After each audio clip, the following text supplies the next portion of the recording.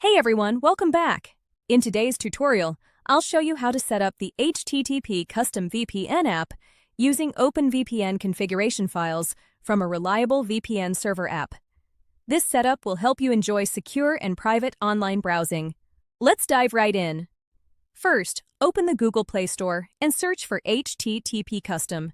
Tap on HTTP Custom VPN and download the app to your device. Once installed, launch the HTTP Custom VPN app. Tap the hamburger menu icon in the top left corner.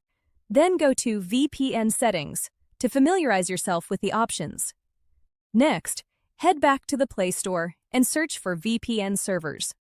Download a reputable VPN server app that provides OpenVPN configuration files. Open the VPN server app, make sure your data connection is active, and load the available servers. Select the server location you prefer. Tap on the Export option to save the OpenVPN configuration file to your device. Return to the HTTP Custom VPN app. Tap the plus icon in the bottom right corner and select OpenVPN. Navigate to your Downloads folder and select the OpenVPN configuration file you exported earlier. Finally, tap the Connect button to establish your secure VPN connection. And that's it.